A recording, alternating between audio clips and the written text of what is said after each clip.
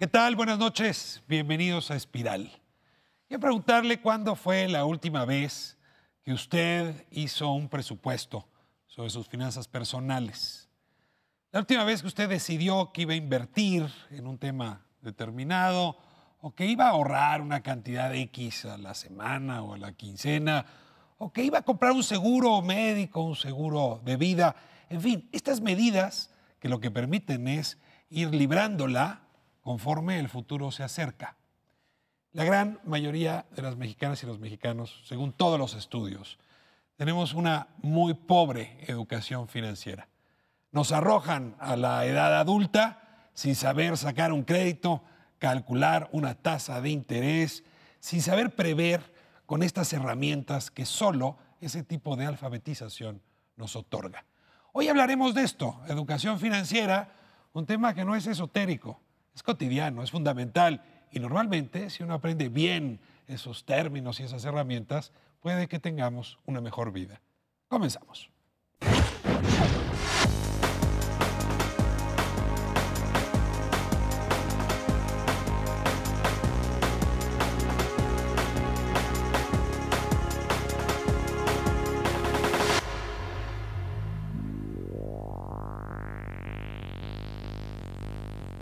La educación financiera. El sistema financiero está formado por un conjunto de instituciones que tienen como objetivo canalizar el ahorro para satisfacer las demandas de crédito. Es el encargado de intermediar entre quienes tienen recursos de sobra y quienes los necesitan. Un sistema financiero sólido es fundamental para la estabilidad económica de los países. ¿Y qué determina la solidez del sistema financiero? El buen funcionamiento de sus mercados, la robustez de sus instituciones y, de forma muy importante, que todos los agentes estén bien informados. Conocer, comprender y establecer juicios maduros sobre los productos financieros es bueno para las personas y crucial para el desarrollo de un sistema más sostenible.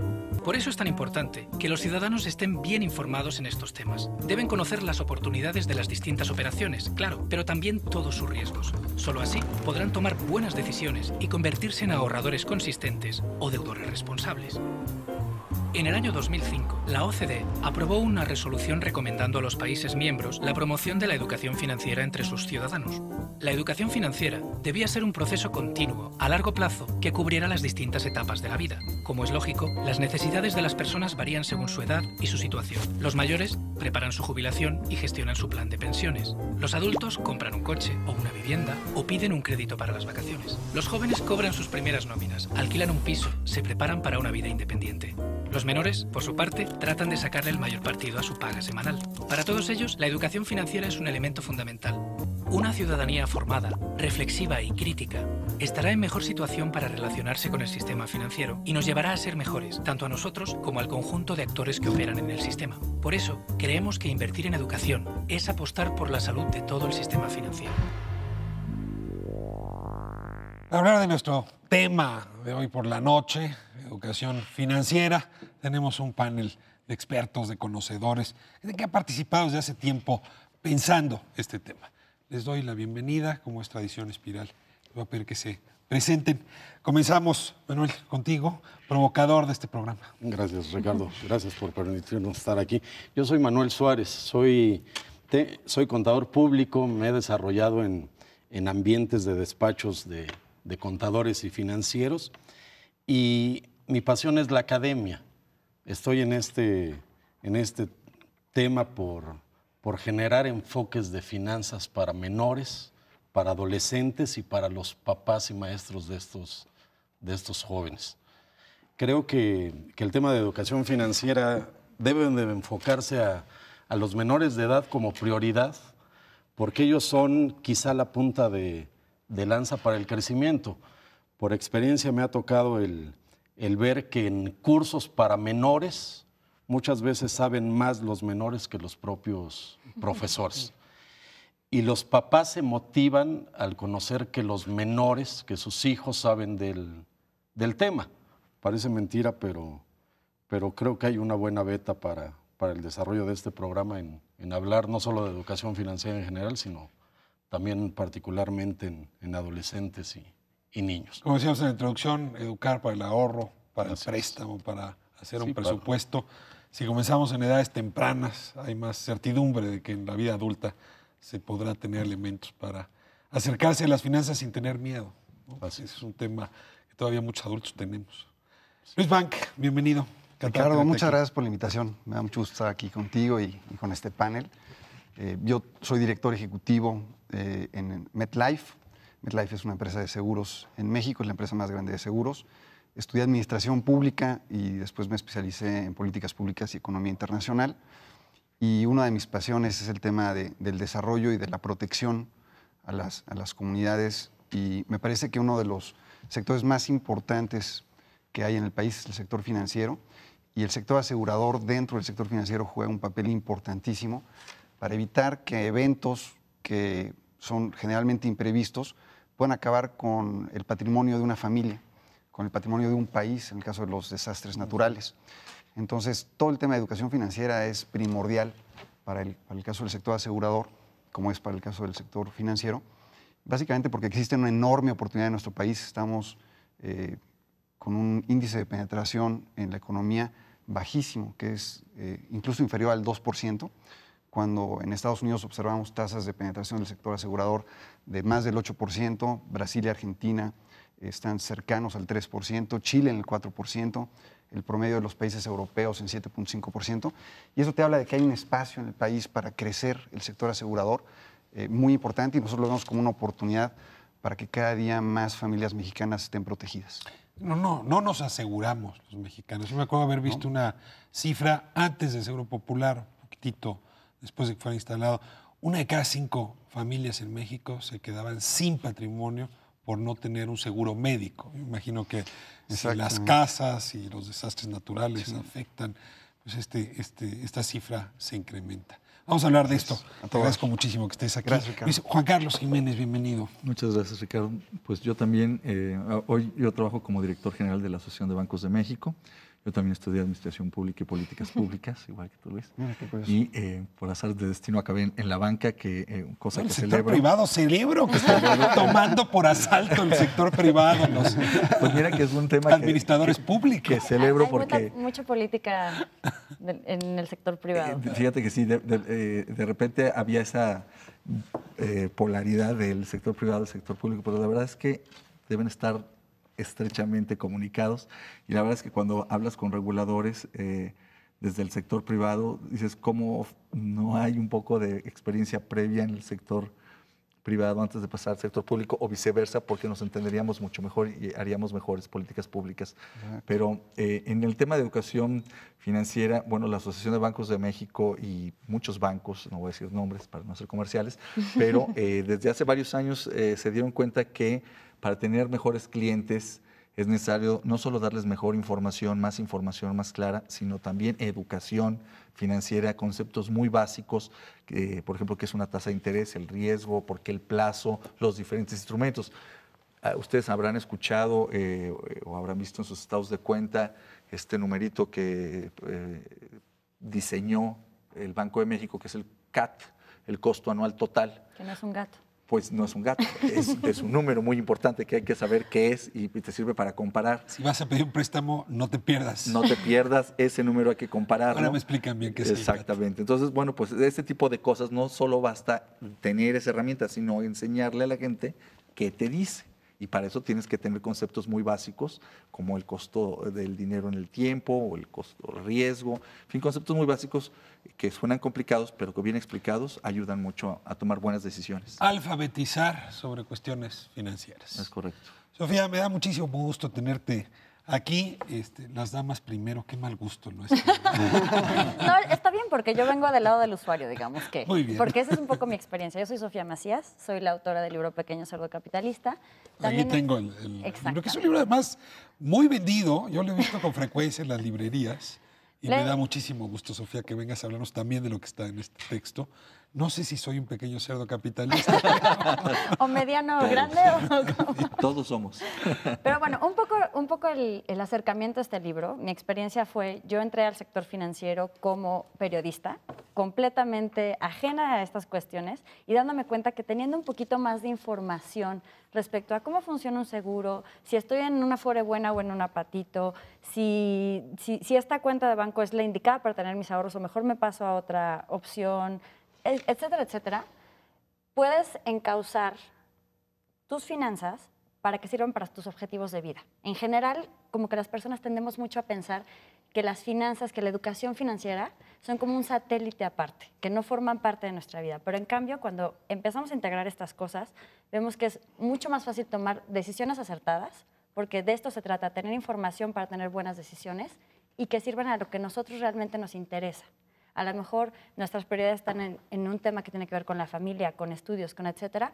Pues si manejas bien tus finanzas, muy probablemente, y también el manejo de riesgos, evidentemente, puedes llegar a esas metas mucho más sencillo. También trabajo en el programa de educación financiera Consumo Inteligente de Mastercard, que trabaja con jóvenes, con comunidades y pues también con familias.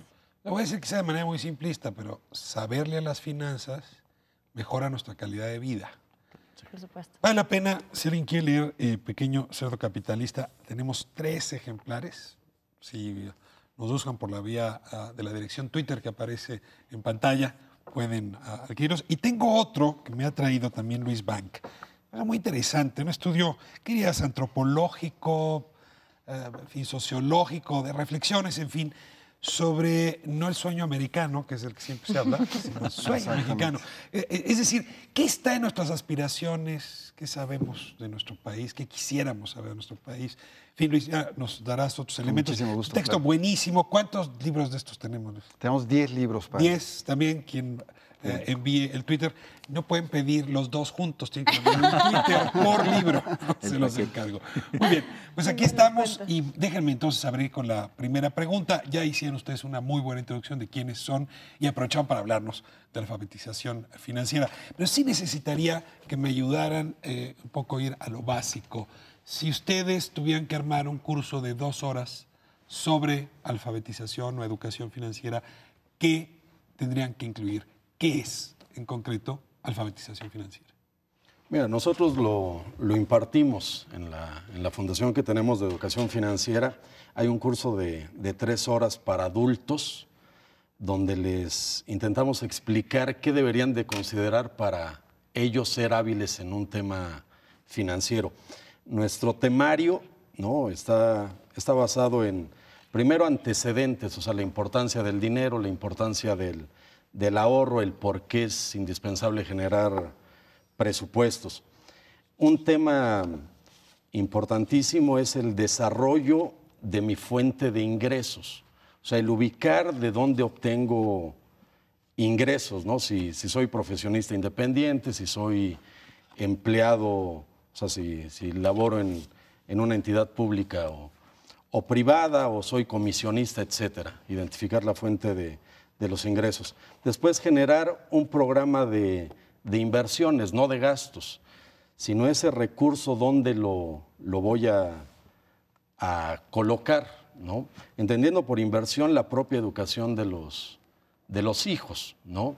La adquisición de inmuebles o de equipos en el hogar. Y después clasificar los gastos en aquellos que son indispensables y aquellos que no lo son. Por ejemplo, indispensable una despensa básica, el transporte, un programa de vacaciones, y otros que son superfluos, como pueden ser lujos extremos o algún lujo que me estoy dando y estoy botando un gasto indispensable o un programa de inversión. Entonces, como temario tenemos eso, ¿no? El identificar el por qué es importante el ahorro, los presupuestos, etcétera, y después que el participante mida bien cuáles son sus fuentes de ingresos y cuáles son sus prioridades para colocar esos recursos. Lo podríamos sintetizar en 5 saberes, a ver si me corriges. Saberes para hacer presupuestos sobre nuestra vida, Así es.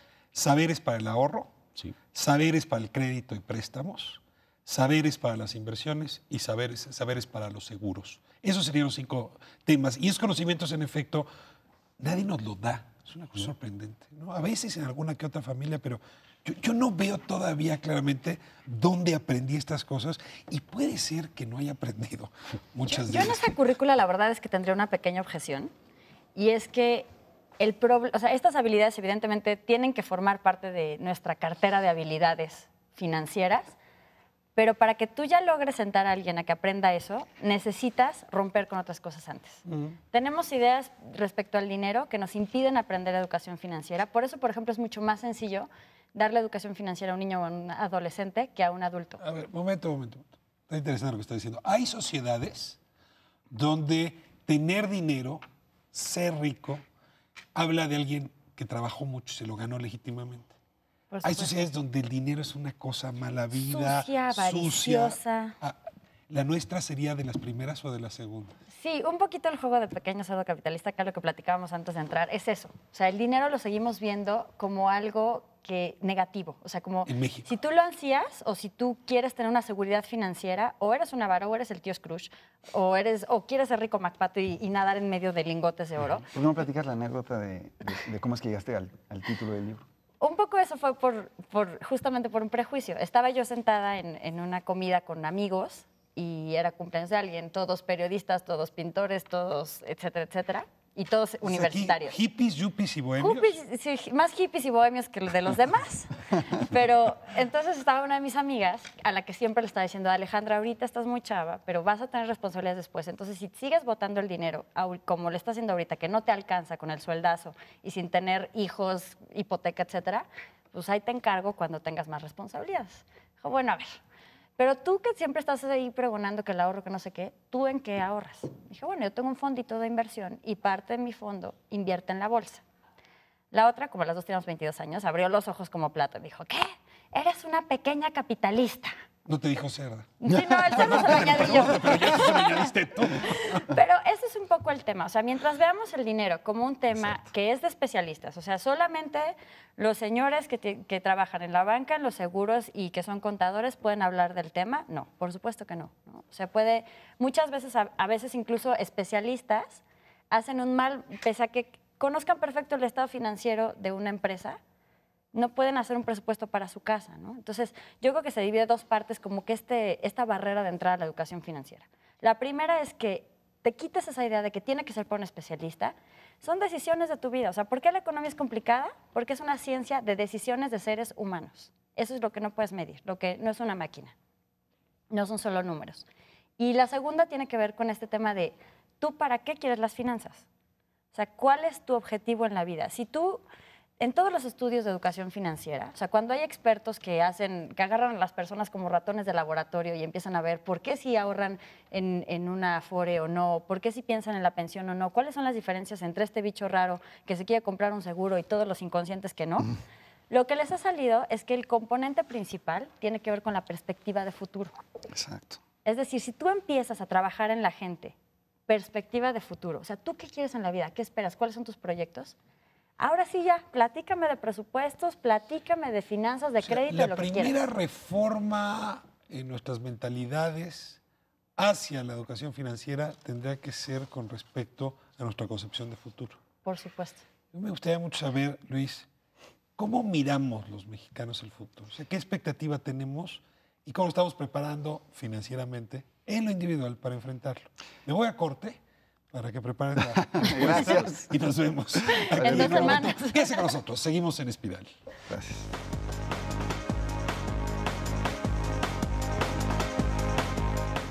La vida de Raúl cambió cuando a manejar su crédito aprendió. No es una extensión de su sueldo, es un préstamo que le ayuda a comprar lo que más necesita y que, por supuesto, a tiempo debe pagarse. Usar el crédito correctamente sí es posible.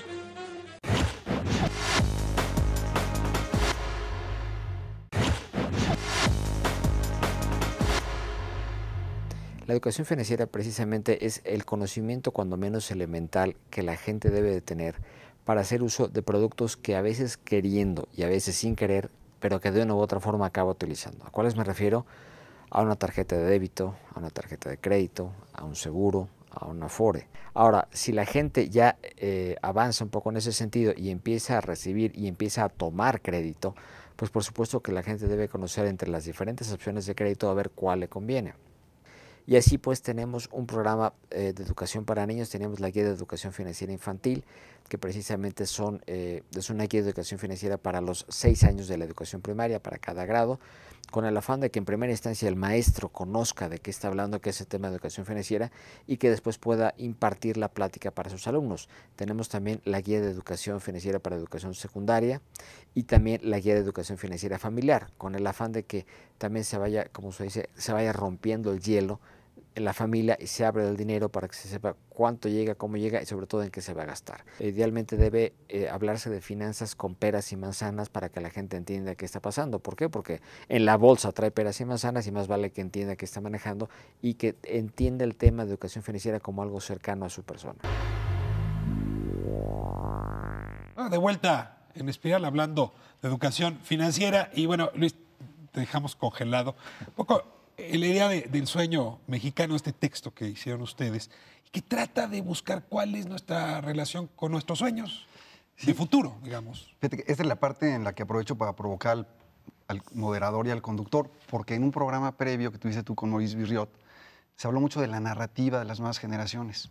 Entonces, la pregunta que yo me hago como introducción a la que tú pusiste sobre la mesa es, ¿podemos aprovechar las herramientas de educación financiera que hay en el país si los mexicanos no cambiamos la narrativa que tenemos con respecto al dinero?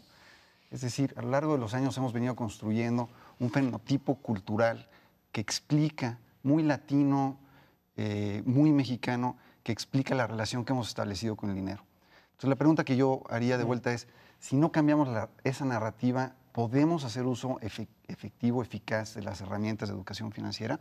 Y esto es lo que procura responder el libro del sueño mexicano. Pero ¿cuál es la narrativa? Déjame volverte a preguntar lo que dices. Va la narrativa. A diferencia, lo que nosotros hicimos en la empresa es, tenemos muy claro en qué consiste el sueño americano. Y nos preguntamos, ¿cuáles son los anhelos de los mexicanos? ¿Cuál es la verdad, del mexicano de a pie? No del mexicano que tiene acceso a un nivel de vida superior o con un nivel de ingreso importante. El mexicano promedio, ¿qué piensa, con qué sueña, qué come, cuál es su sentido de futuro? Y encontramos diferencias muy importantes con respecto al sueño americano. Les enumero 5 o 6 de ellas muy importantes. La primera es, el sueño americano está basado en la premisa de la estabilidad, en la posibilidad de la planeación, en la idea de la certeza. A diferencia del sueño mexicano, que se construye con base en la inestabilidad, la incertidumbre, la improvisación, la falta de poder pensar en pasado mañana o después de pasado mañana. Es una primera diferencia importante. El sueño americano está construido en la inspiración, mientras que encontramos que en el sueño mexicano hay un componente muy importante de autosabotaje.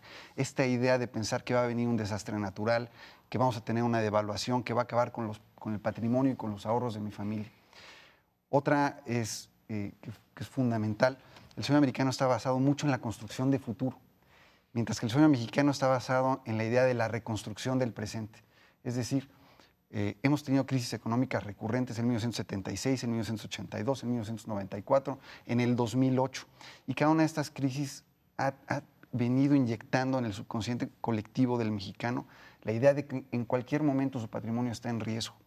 Entonces, en vez de estar pensando en el futuro, lo que hemos encontrado en esta investigación que realizamos en todo el país a través de 138 entrevistas antropológicas y 12 entrevistas en Cámara de GESEL fue que la gente lo que está pensando no es en la construcción de un futuro promisorio, sino en la reposición de lo perdido constantemente. Y un poquito también ¿Sueño hacia el pasado más que hacia el futuro? Sueño de recuperar lo que habías llegado a construir y que perdiste con la crisis más reciente. Que esa fue la experiencia de todos nosotros por muchos años, ¿no? Exacto, que nosotros vivimos. De hecho, hoy en México hay 66 millones de mexicanos que vivieron la gran parte de estas crisis que he descrito. O sea, la mitad. Exacto. Bueno, Y si consideras que tienes una PEA de aproximadamente 40 millones de habitantes, pues te da una idea de lo importante que es este sentimiento. Otra de las características principales que encontramos es que mientras el sueño americano es un sueño muy racional, en donde se construye paso a paso, el sueño mexicano es un sueño inspirado mucho en lo mágico, en lo divino.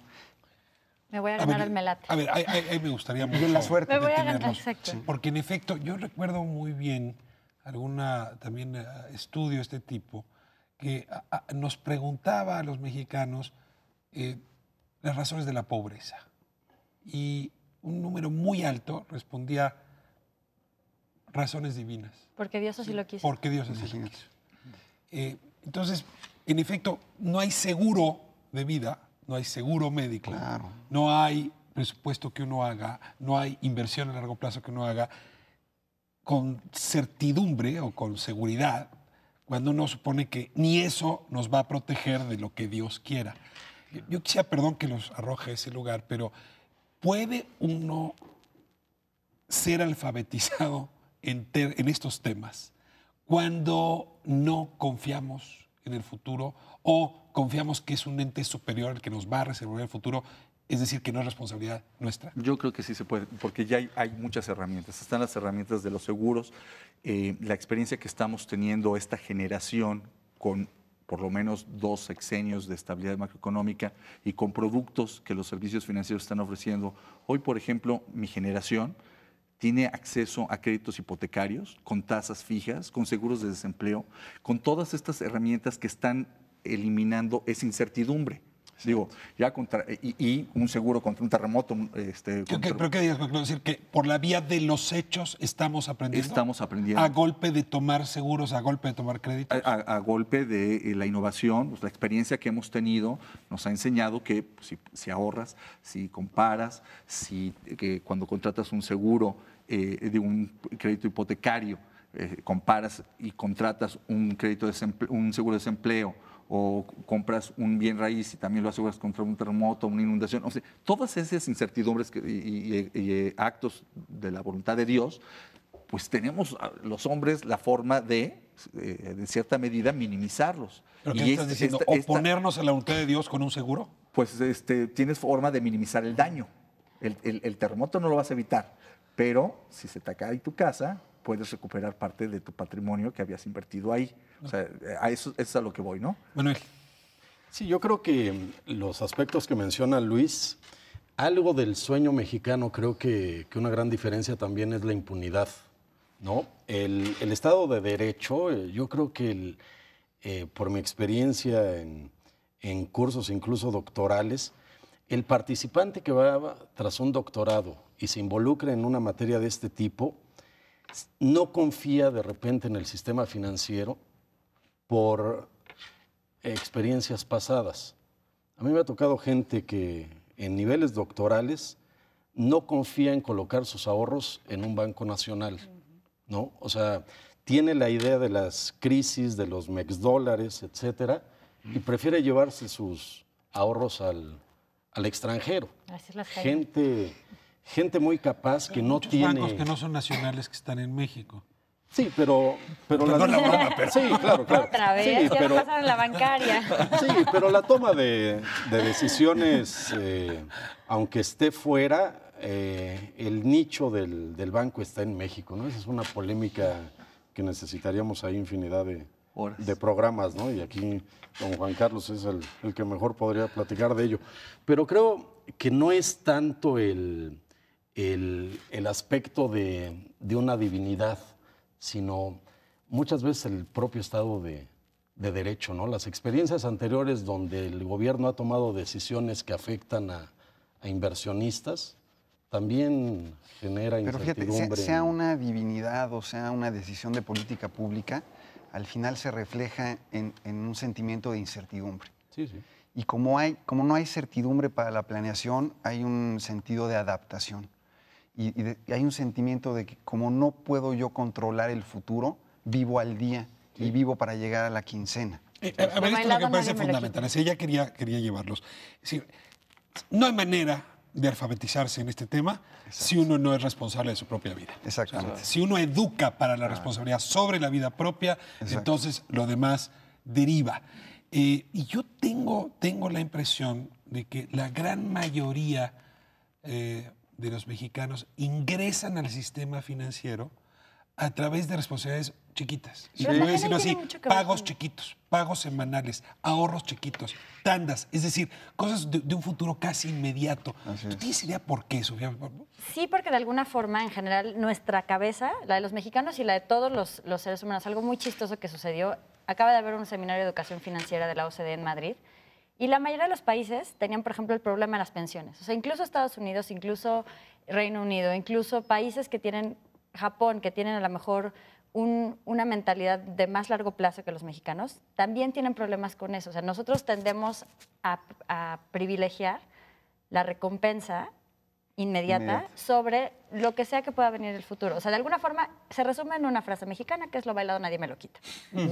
Pero un poquito yo creo que sí. Pero a ver, te lo revuelvo. Pues que la burra no era arisca. Exacto. Perdón. Pero No, ya lo precisamente explicaba por Juan eso, Carlos. por ejemplo, pueden haber muchas políticas diferenciadas, porque algo que sí es muy claro es que las generaciones nuevas que no han vivido estas crisis, a mí me tocaron muchas anécdotas de mi papá de: en la luna de miel nos endeudamos con dólares y tuvimos que llegar a pagar en ese momento porque si no hubiera sido 10 veces, ¿no? O las hiperinflaciones, etcétera. Ya supimos cuando se casaron tus Exacto, papás. ¿no? Pero, y los jóvenes a lo mejor sí siguen teniendo este sentimiento que cada vez están las cosas más caras y que el dólar subió y etcétera, pero no es lo mismo. Por ejemplo, a mí la devaluación más fuerte que me tocó fue de 3 pesos a 9 pesos en el 94 justamente, contra las devaluaciones de cientos y cientos, ¿no?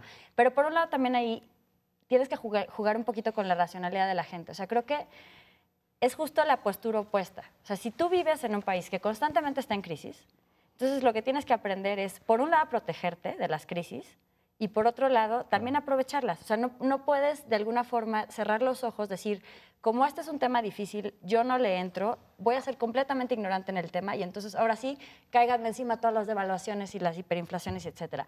Ese es el tema con educación financiera. O sea, de hecho, la palabra, el término, lo importante de ahí, del término, es educación, no nada más financiera. Juan Carlos lo dijo de alguna manera, es educarnos para enfrentar las vicisitudes del futuro. Ahora, mi pregunta con ustedes sería, ¿quién tendría que hacer esta educación?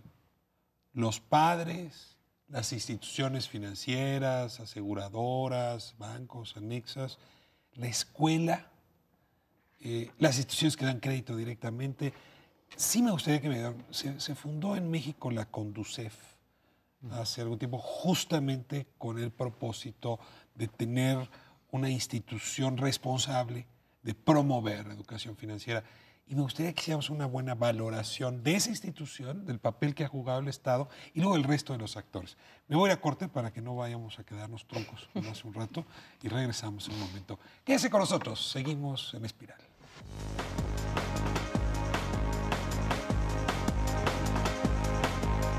Cuando Raúl compró su casa, soñó también con los muebles, la televisión y todo lo demás. Y analizó el pago de estos posibles créditos para no sobreendeudarse. Organizó su presupuesto para que el pago de sus créditos no rebasara el 30% de sus ingresos. Así comprendió que tener salud crediticia sí es posible.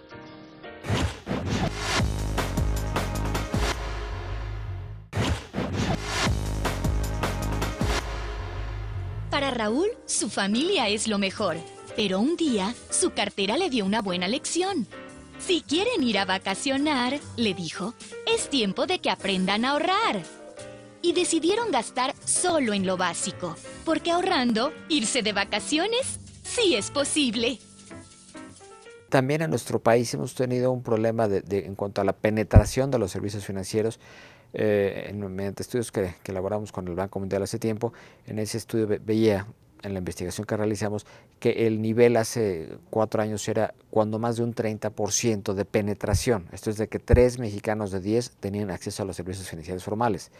Recientemente la Secretaría de Hacienda sacó estudios donde habla de que 5 de 10 personas tienen acceso a los servicios financieros formales. Y la verdad, en cuanto a la parte de que no tenía acceso a los sistemas financieros, veíamos que mucha gente tenía ese temor por la percepción de costo, por el desconocimiento o por una serie de motivos o falta de información que simplemente lo excluía de su plano, de su agenda, ¿no? Raúl siempre ha tenido una meta, darle a su familia lo mejor. Por eso escogió el plazo y la cuenta que más le convenía. Y cada mes ahí su dinero ponía. Al final en su casa la felicidad crecía. Porque a través del ahorro constante, alcanzar metas en menos tiempo sí es posible. Lo importante es que la gente tenga la información y que con eso se vuelva un consumidor inteligente. Lo que buscamos precisamente con esto es que la gente tenga cautela en el uso de sus recursos, no que se vuelva un amarcado, ni como se puede decir por ahí de manera coloquial, un codo, pero sí que la gente tenga mucha previsión para que sepa en dónde y cómo sí gastar su dinero y que tenga la administración adecuada para que podamos verdaderamente marcar la diferencia en nuestro país. Requerimos un punto de inflexión en cuanto a que la gente cambie esta percepción en beneficio de todos, sí que haga uso de los servicios financieros formales, pero repito, siempre con cautela, siempre de manera adecuada y con una visión de que seas tú el que aprovecha esas ventajas. No porque haya promociones muy atractivas las vas a tomar, sino que pues sea porque es una promoción que atiende a tu necesidad, que no es la de tu familiar o de tu vecino, solamente tu caso, ¿no?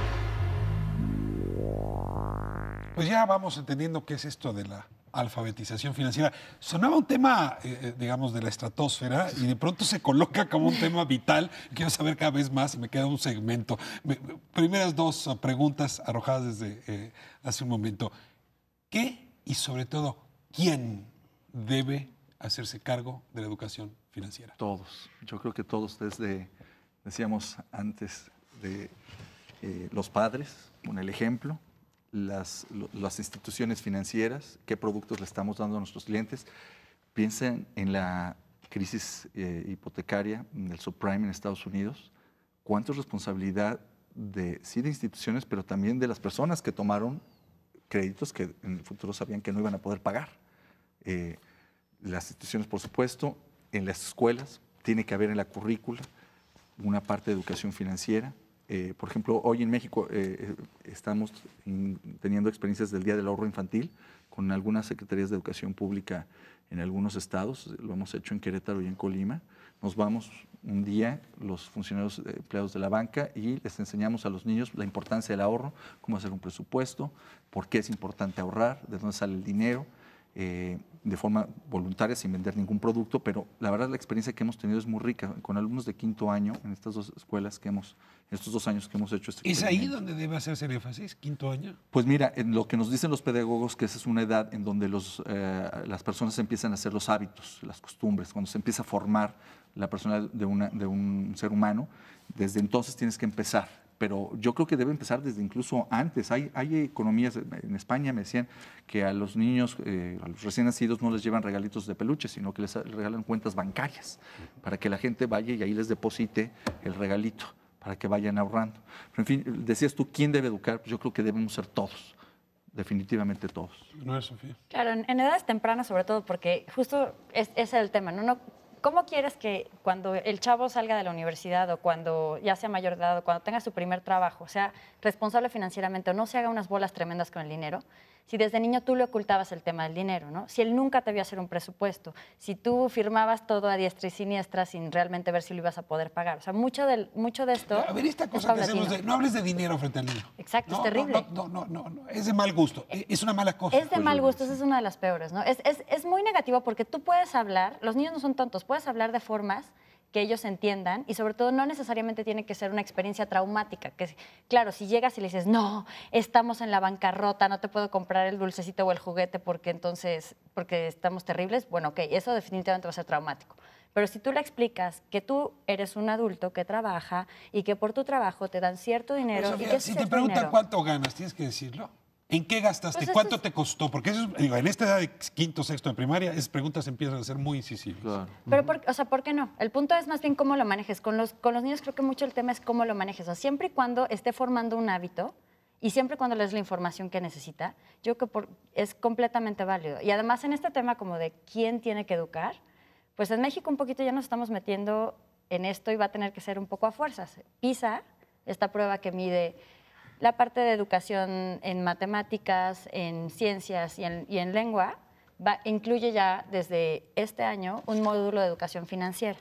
México no le entró esta primera medición, pero hay altas posibilidades de que sí le entre en 2015. Para saber mejor. Pero a ver, entonces, porque PISA nos va a dar sobre todo cuánto la escuela a los 15 años enseñó en esto. Pero dirías, este es el papel de los padres, el papel de la escuela. ¿Cuál tendría que ser? Me parece que tiene una responsabilidad muy importante. Hay esfuerzos en México que se llevan a cabo a través de organizaciones sin fines de lucro como Impulsa, en donde se le enseña a los niños la importancia de emprender, la importancia del dinero, la importancia de comprender que cada uno de los individuos tiene derecho a la prosperidad a través del trabajo honesto. Y me parece que es tarea tanto de la escuela como de los padres de familia no romper con esta relación fundamental entre la causa y el efecto. Se acaba de hacer un estudio en España en donde en una muestra representativa de niños de 6º año de primaria les preguntaron ¿de dónde viene el dinero?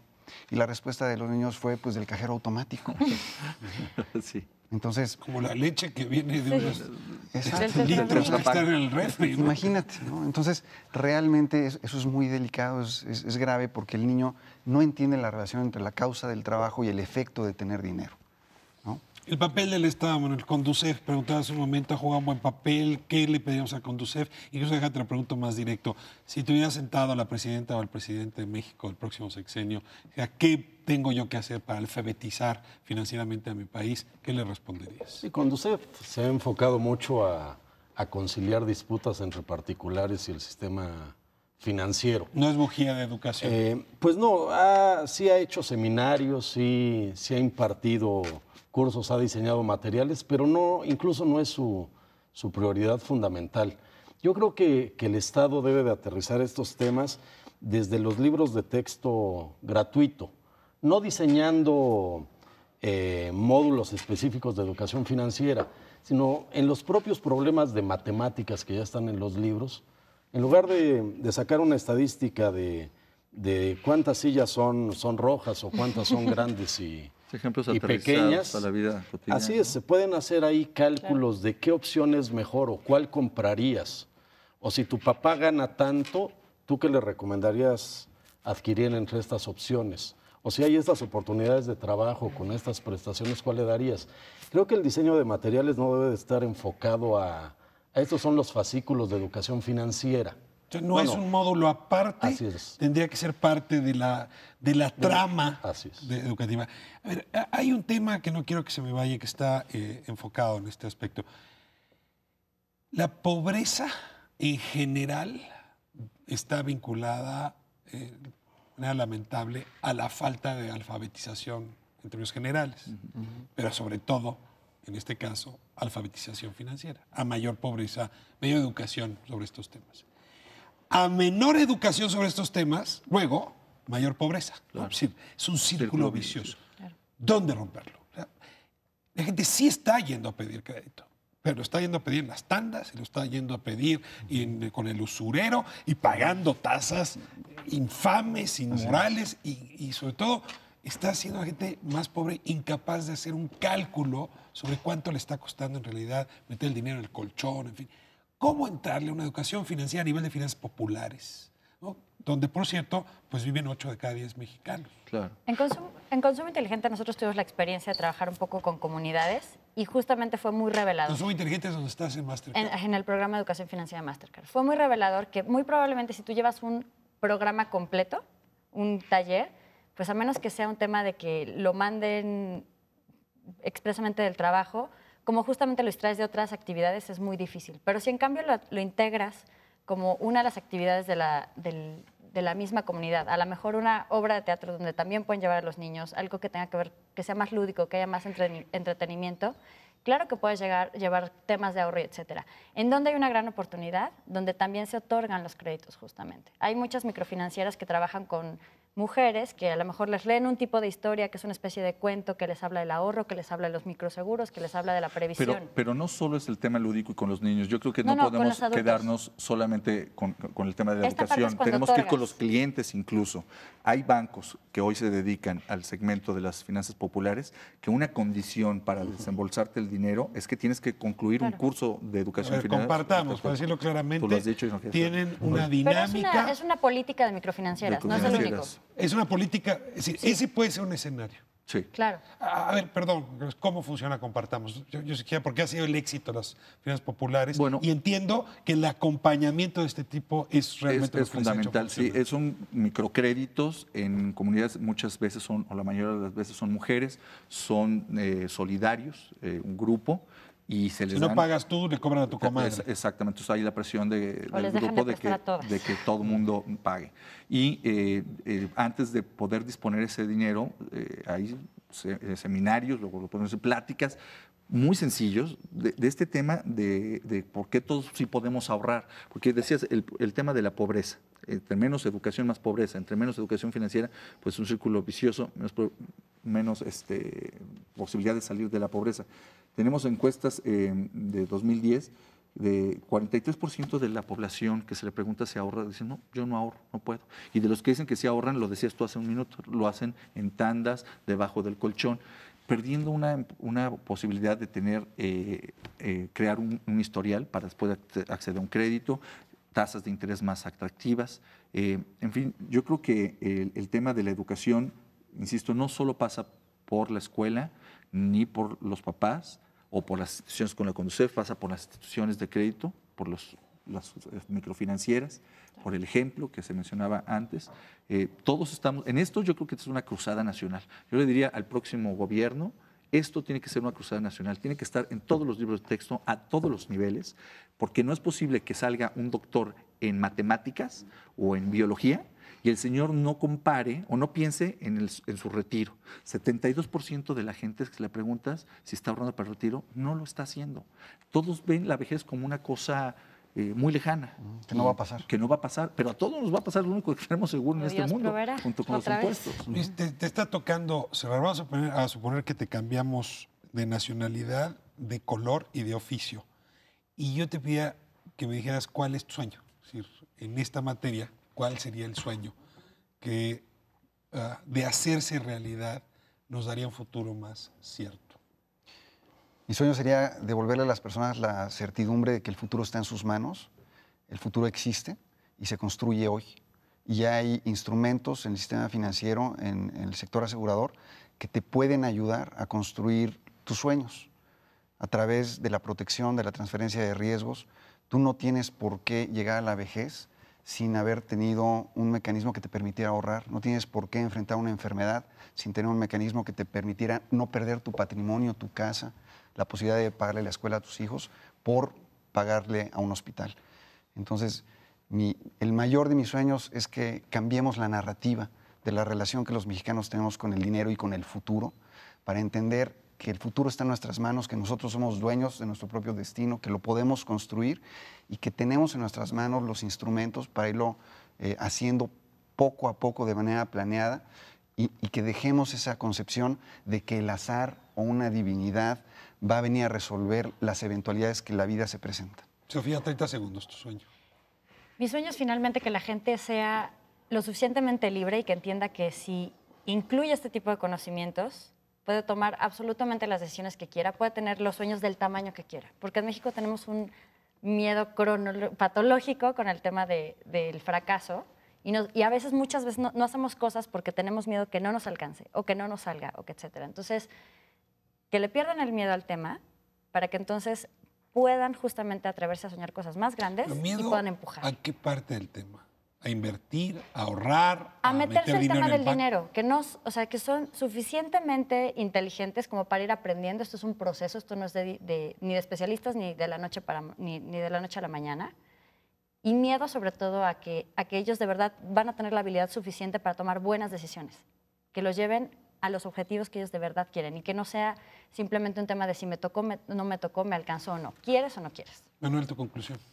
Sí, pues a mí me gustaría que el tema de educación financiera ya no se mencionara, que estuviera integrado en la vida como un segmento más, que no se particularizara en él, ¿no? Que no se pensara que es para especialistas, sino que la propia formación en casa, en escuelas, por parte de las autoridades de las instituciones, me permitieran obtener herramientas para facilitarme la toma de decisiones. Juan Carlos, cierras tú. Sí, el tema, coincido un poco con lo que decía Manuel, que todos tengamos conciencia de que todos los días, cada decisión que tomamos es una decisión de alguna forma financiera, en términos de que siempre hay un costo de oportunidad. Costo-beneficio. Costo-beneficio y costo-oportunidad.